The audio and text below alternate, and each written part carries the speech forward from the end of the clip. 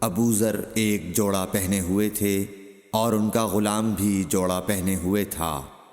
سبب دریافت کیا گیا تو کہنے لگے کہ میں نے ایک شخص یعنی غلام کو برا بھلا کہا تھا اور اس کی ماں کی غیرت دلائی یعنی گالی دی، تو رسول اللہ صلی اللہ علیہ وسلم نے یہ معلوم کر کے مجھ سے فرمایا، اے ابو ذر، تو نے اسے ماں کے نام سے غیرت دلائی ہے، بے شک تجھ میں ابھی کچھ زمانہ جاہلیت کا اثر باقی ہے۔ یاد رکھو ماتحت لوگ تمہارے بھائی ہیں، اللہ نے اپنی کسی مصلحت کی بنا پر انہیں تمہارے قبضے میں دے رکھا ہے، تو جس کے ماتحت اس کا کوئی بھائی ہو تو اس کو بھی وہی کھلائے جو آپ کھاتا ہے، اور وہ کپڑا اسے پہنائے جو آپ پہنتا ہے، اور ان کو اتنے کام کی تکلیف نہ دو کہ ان کے لیے مشکل ہو جائے، اور اگر کوئی سخت کام ڈالو تو تم خود بھی ان کی مدد کرو۔ صحیح بخاری حدیث نمبر 31۔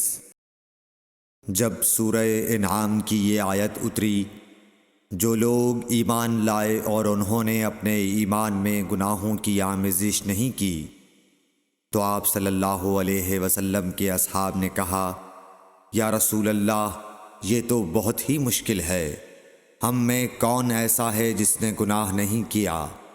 تب اللہ پاک نے سورہ لقمان کی یہ آیت اتاری کہ بے شک شرک بڑا ظلم ہے۔ صحیح بخاری حدیث نمبر 32۔ رسول اللہ صلی اللہ علیہ وآلہ وسلم نے فرمایا، منافق کی علامتیں 3 ہیں، جب بات کرے جھوٹ بولے، جب وعدہ کرے اس کے خلاف کرے، اور جب اس کو امین بنایا جائے تو خیانت کرے۔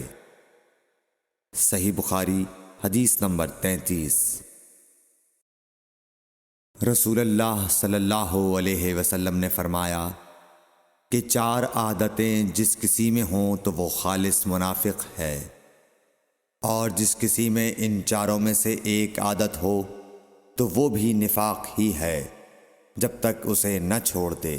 وہ یہ ہیں، جب اسے امین بنایا جائے تو امانت میں خیانت کرے، اور بات کرتے وقت جھوٹ بولے، اور جب کسی سے عہد کرے تو اسے پورا نہ کرے، اور جب کسی سے لڑے تو گالیوں پر اتر آئے۔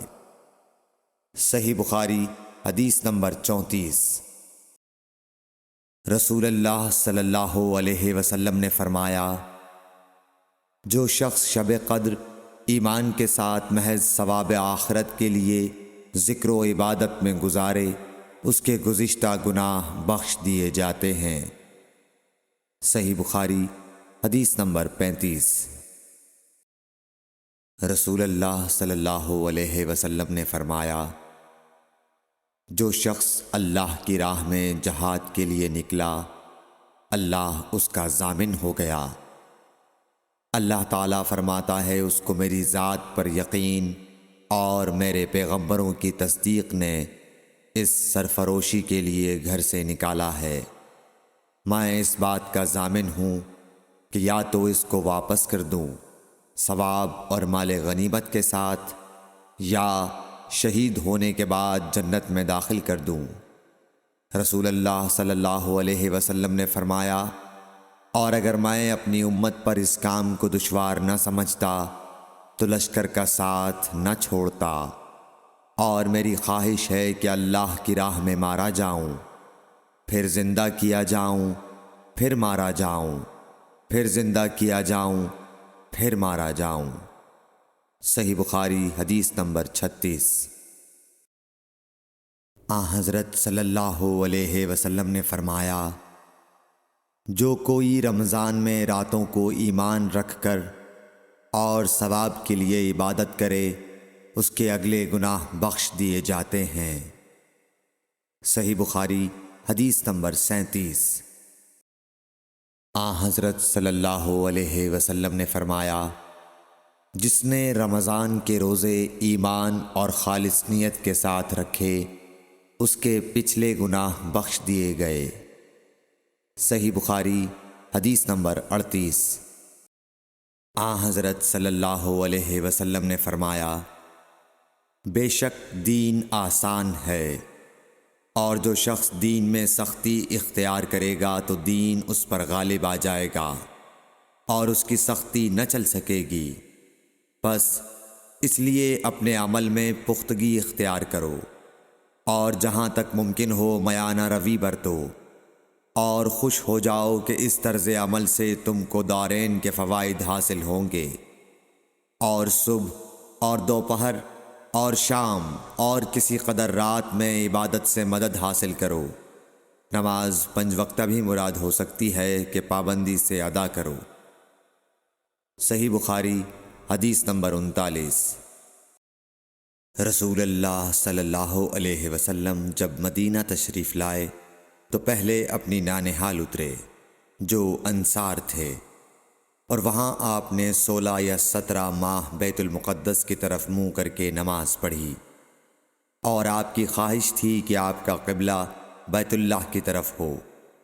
جب بیت اللہ کی طرف نماز پڑھنے کا حکم ہو گیا تو سب سے پہلی نماز جو آپ نے بیت اللہ کی طرف پڑھی عصر کی نماز تھی۔ وہاں آپ صلی اللہ علیہ وسلم کے ساتھ لوگوں نے بھی نماز پڑھی۔ پھر آپ کے ساتھ نماز پڑھنے والوں سے ایک آدمی نکلا اور اس کا مسجد بنی حارثہ کی طرف گزر ہوا تو وہ لوگ رکوع میں تھے۔ وہ بولا کہ میں اللہ کی گواہی دیتا ہوں کہ میں نے رسول اللہ صلی اللہ علیہ وسلم کے ساتھ مکے کی طرف منہ کر کے نماز پڑھی ہے۔ یہ سن کر وہ لوگ اسی حال میں بیت اللہ کی طرف گھوم گئے، اور جب رسول اللہ صلی اللہ علیہ وسلم بیت المقدس کی طرف منہ کر کے نماز پڑھا کرتے تھے، یہودی اور عیسائی خوش ہوتے تھے، مگر جب آپ نے بیت اللہ کی طرف منہ پھیر لیا تو انہیں یہ امر ناگوار ہوا۔ زہیر ایک راوی کہتے ہیں کہ ہم سے ابو اسحاق نے برا سے یہ حدیث بھی نقل کی ہے کہ قبلہ کی تبدیلی سے پہلے کچھ مسلمان انتقال کر چکے تھے، تو ہمیں یہ معلوم نہ ہو سکا کہ ان کی نمازوں کے بارے میں کیا کہیں۔ تب اللہ نے یہ آیت نازل کی، وَمَا كَانَ اللَّهُ لِيُضِيعَ إِيمَانَكُمْ، سورہ بقرہ آیت نمبر 143۔ صحیح بخاری حدیث نمبر 40۔